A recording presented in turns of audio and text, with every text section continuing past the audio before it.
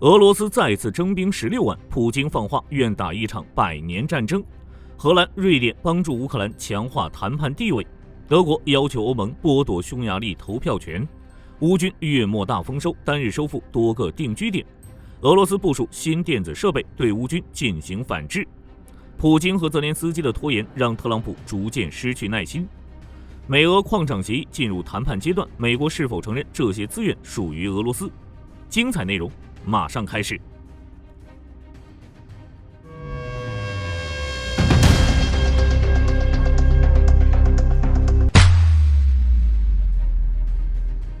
据塔斯社报道，3月31日，普京签署新征兵令，俄罗斯自4月1日至7月15日征召18岁至30岁的俄公民服兵役，计划征召16万人。俄国防部表示，此次征兵与乌克兰战争无关。俄总参谋部动员总局局长齐姆良斯基也表示，所有应征入伍者将被派往俄联邦武装力量集团军和部队，以及俄联邦境内其他部队的固定部署点服役，不会参与对乌的特别军事行动任务中。但这样的话，火力军是不信的。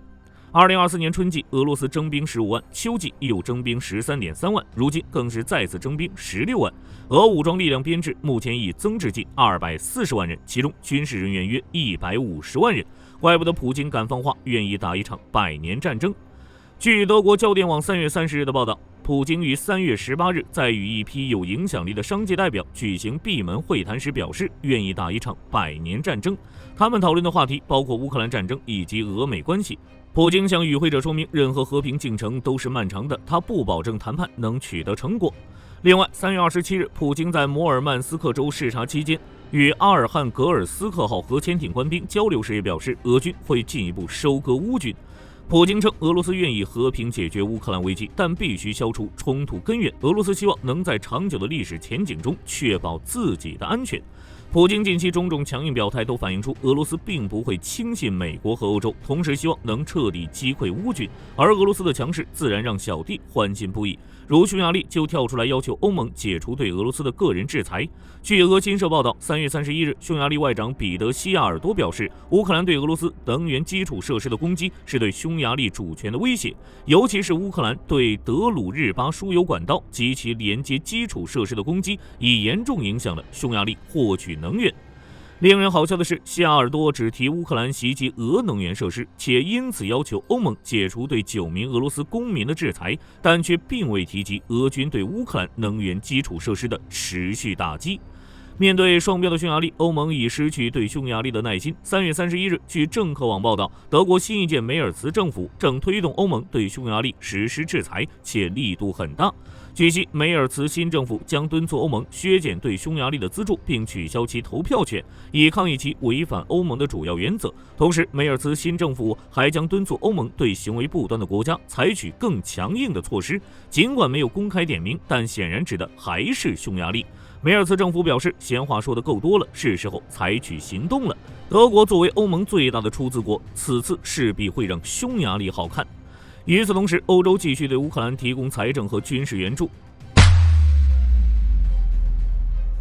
据战争研究所3月31日报道，荷兰国防部宣布将为乌克兰的无人机械项目拨款5亿欧元，旨在整合乌军无人机和地面部队的联合行动。荷兰国防部表示，该计划是荷兰2025年20亿欧元对乌援助计划的一部分。瑞典方面3月31日宣布将向乌克兰提供迄今为止最大的单笔军事援助，总价值约160亿瑞典克朗，折合16亿美元。法新社报道，这笔最新的援助是瑞典提供的第19批军援，使瑞典对乌军援总额达到了约800亿克朗。其国防部长强森表示，在新援助计划中，92亿瑞典克朗将用于采购新生产的武器装备，这些装备主要来自瑞典及欧洲的国防工业基地，并将根据乌克兰的需求来决定具体种类。约50亿克朗则将用于支持乌克兰本土的国防工业发展及投入相关基金，还有约5亿克朗的援助则是来自瑞典武装部队现有库存的直接捐赠。强森部长强调，俄乌战争目前正处于一个关键阶段。他表示，瑞典现在的工作重心是尽可能的支持乌克兰，在加强乌克兰的防空、炮兵、卫星通信和海军能力的同时，帮助乌克兰强化谈判地位。前线战场，乌军月末大丰收，单日收复多个定居点。先说空袭，时隔不到3天，乌军再次向俄罗斯境内发起了新一轮远程打击。据俄频道显示，3月31日夜间，大量乌军无人机袭击了卡卢加州的沙伊科夫卡空军机场。虽然俄方尚未澄清损失，但从流出的画面看，袭击发生时，该机场周围出现了强烈的火光。据悉，这已是乌军10天内攻击的第3个俄空军基地。早些时候，乌军分别袭击了萨拉托夫和赫尔松的空军机场，给俄军的战机造成了不小的破坏。在战场前线，似乎是为了报哈尔科夫空袭之仇，乌军昨日袭击了俄边境20多个村庄。别尔哥罗德方向，乌军游骑兵第3团击溃了俄军第76空降师突击队的攻势。目前，双方仍在迪米多夫卡和波波夫卡附近战斗。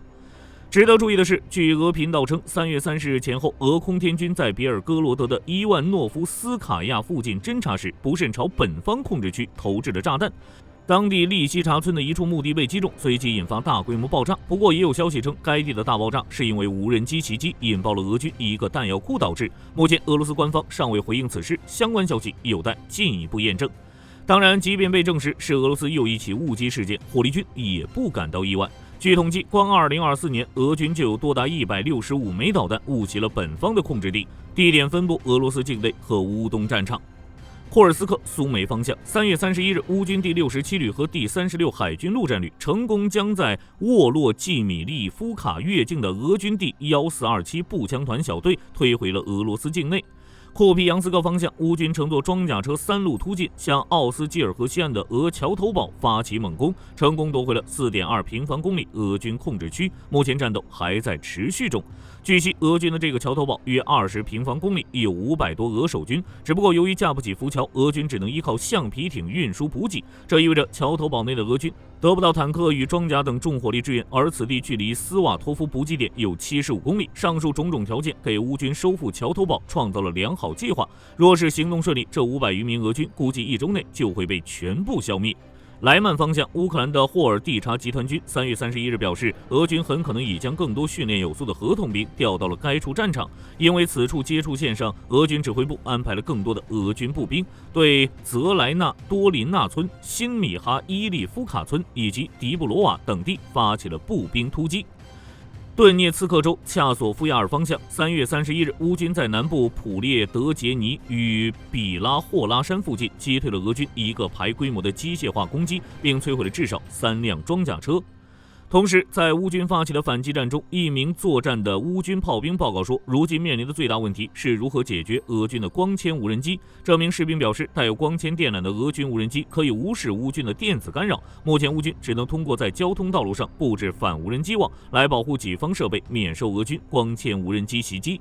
此外，据福布斯报道，俄罗斯部署新电子设备，开始对乌军进行反制。一名乌克兰军事博主透露称，俄军新装备能显著影响空袭成效，甚至能切断炸弹的 GPS 讯号。这对乌克兰来说可不是好消息。毕竟，在乌军小规模跨境突袭中，精准的空中支持至关重要，任何失误都可能影响成败。幸运的是，乌克兰还有部分顶尖弹药，如美制的 GDAM 滑翔炸弹与法制铁锤导弹，都已配备了惯性导航系统。这种独立系统通过陀螺仪与加速规避追踪位置，可不受外部信号影响。反观俄罗斯的惯性导航系统，精准度堪忧。美国海军期刊《议事录》2022年曾指出，俄制武器的实际精准度往往仅为官方宣称的1/10。回到战场，托列茨克方向，乌军再次收复了谢尔比尼夫卡，且已完成了清理工作。而俄军有消息称，俄军想复刻库尔斯克的地道战，打算出其不意突袭乌军。更多消息有待进一步披露。红军村方向，乌军彻底解放了乌达奇涅和克特利涅村，还收复了索罗涅大部分地区，是近期战场收益最大的一天。俄军方面在撤出索洛涅时，为了防止乌军追击，炸掉了索洛涅大桥。不过俄军并没有放弃进攻，在部队重新集结后，再次发起了攻势。目前乌军第30机械化旅正在阻击，预计战斗还将持续一段时间。在南面的纳杰夫卡，乌军第72旅击溃了俄军第90坦克师的一支装甲纵队，摧毁俄军装甲车5辆、摩托车7辆、皮卡1辆。同时，乌军还在斯佩尼夫卡和索洛内附近进行了反击，目前战斗仍在进行中。库拉霍沃方向，乌军在安德里夫卡、科斯蒂扬蒂诺波尔战线也发起了反击，但并未成功。该处战线十分焦灼，双方目前主要以无人机袭击为主。南部战区扎波罗热方向乌南军区发言人沃洛申上校3月31日表示，俄军正在集结兵力，准备对古利艾波列和奥里西夫发动小规模攻势，且目的是彻底截断该地区的乌军补给通道。据乌总参谋部发布的数据显示，3月31日，俄军新增伤亡1230人，总伤亡已达915230人。被摧毁4辆坦克、3辆装甲车、30门火炮系统。如今，整个俄乌战争都在持续升级。据国际货币基金组织 IMF 专家的预测，仅基于经济方面的评估，俄乌战争很可能会延续到2026年的中期。若是到明年依旧不能实现停火，俄乌战争很可能将变成超过10年的消耗战。在战场之外，普京和泽连斯基的拖延让特朗普逐渐失去了耐心。他说，如果莫斯科阻止他的停火倡议，美国将对俄罗斯的石油产品征收新的关税。同时，特朗普还表示，如果乌克兰不与美国签署矿产协议，将面临大麻烦。美国的矿产协议内容，火力军之前就说过，完全就是个坑。有军事专家评价称，该协议正试图将乌克兰变成美国殖民地。目前，泽连斯基已经明确拒绝这项协议，要求对协议进行修改，但这让特朗普很恼火。3月30日，特朗普在接受采访时表示，泽连斯基正试图退出矿产协议，并警告说，如果乌克兰拒绝矿产协议，将面临大麻烦。其中可能包括美国再次切断援助、情报支持和乌克兰永远不会加入北约等内容。美乌矿场协议没有进展，但美俄之间却有了新突破。据俄罗斯消息报道，俄总统国际合作特使基里尔·德米特里耶夫宣布，美俄的矿场协议开始进入谈判阶段。消息报称，美俄的合作问题可能会在下一轮美俄会谈中进行讨论，时间预计在4月中旬，地点依旧是在沙特举行。讨论内容将涉及乌东部分矿产资源，只是不知道如果美俄达成联合开采协议，那么美国是否承认这些矿产资源属于俄罗斯，甚至承认乌东主权归属俄罗斯。与此同时，俄罗斯正在分裂美国和欧洲的关系。据战争研究所3月31日报道，俄外交部长拉夫罗夫贼喊捉贼，指责几乎整个欧洲试图延长乌克兰战争，指责目前大多数欧盟和北约国家的掌权者保留了制造这些悲剧的本能。俄罗斯外交部国际组织司司长基里尔·洛格维诺夫也在3月31日接受塔斯社报道时重申称，欧洲维和特遣队在乌克兰是不可接受的，并批评英国和法国正在进行的建立特遣队的努力。此外，洛格维诺夫同样指责欧洲国家，特别是欧洲精英，在乌克兰引发战争，并寻求延长战争。俄罗斯安全会议副主席梅德韦杰夫同样批评欧洲国家对战争存在所谓的恐俄症，这些声明错误地将欧洲国家描绘成寻求延长战争与美国正在进行的确保临时停火并最终在乌克兰实现完全和平的努力形成鲜明对比。俄罗斯的这些言论明显是想破坏北约支持乌克兰的团结。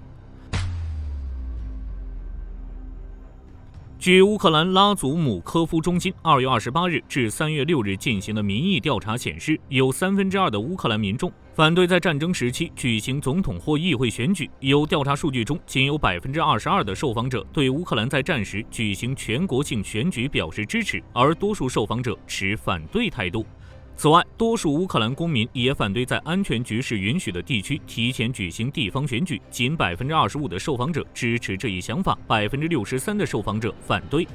相关社会学家指出，民众对战争期间选举持反对态度的主要原因是，47%的受访者认为这样的选举将导致乌克兰社会分裂，28%的受访者认为不会产生任何影响，只有11%的受访者认为这会增强社会团结。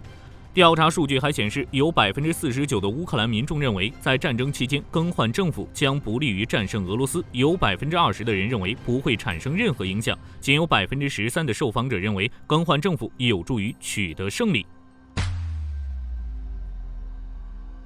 据国防博客报道，美国海军近日宣布向贝尔波音联合项目办公室增购5架 CMV-22B 鱼鹰运输机，以提升航空母舰后勤支持能力。合约总价值5.9亿美元，预计飞机将于2028年1月前交付完毕。CMV-22B 运输机由贝尔与波音联手打造，结合垂直起降功能及涡轮螺旋桨飞机的航程与速度优势，其独特的设计能在无传统跑道的情况下，迅速将人员、补给品及高优先级货物送达航舰。它于2021年随第2航舰航空联队完成首次作战部署，未来将逐步取代服役超过半世纪的 C2A 灰狗，成为舰载运输任务的主力，包括运送 F-35战机动力模组等关键装备。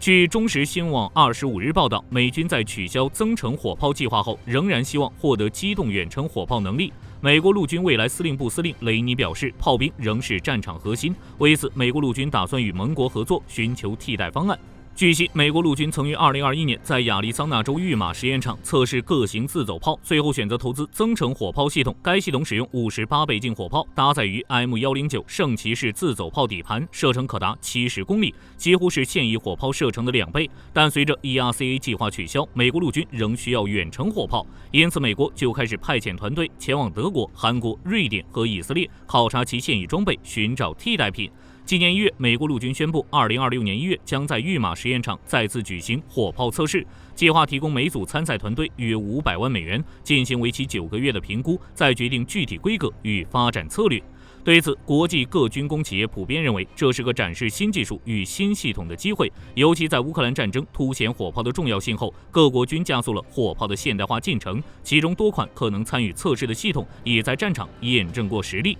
据悉，2026年的火炮测试不仅关注火炮射程与机动性，将更强调射速、连续射击能力以及耐用度和补保能力。而且与2021年测试不同，这次美军可能放宽规则，将接纳更多设计，不再仅限于轮式自走炮系统，不同底盘与口径的系统都可能纳入考量。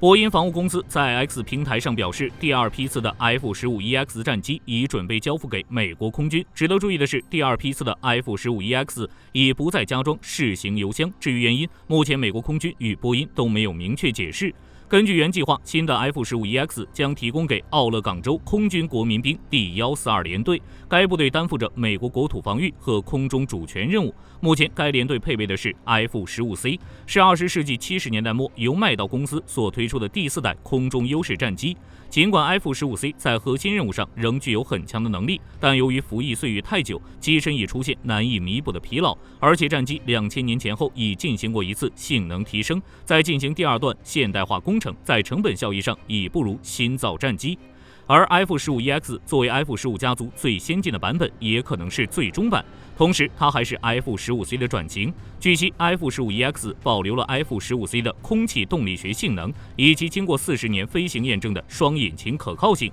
但是在结构、电子和设备系统上都进行了彻底升级，使 F-15EX 符合现代和未来的空战环境。如其中最重要的一次升级是开放式的任务系统架构，它允许 F-15EX 快速整合新武器、传感器和软件，而无需改变硬件。这一设计最早出现在 FA-18身上，只是 F-15C 问世较早，受到较旧架构的束缚，限制了这一部分的升级的能力，直到 F-15EX 才获得相似设计。此外 ，F-15EX 还配备了尖端的数位航空电子设备，包括大面积触控显示器、电传飞行控制系统，以及强大的机载任务计算机系统，可实时处理大量传感器资料。F-15EX 的驾驶舱与 F-35相当类似，大幅提高了飞行员的态势感知能力和作战效率。在战斗力方面 ，F-15EX 配备 AN/APG-82主动电子扫描阵列雷达，极大改进了探测范围、目标追踪和抗电子反制能力。它还整合了 EPAWSS 电子作战系统，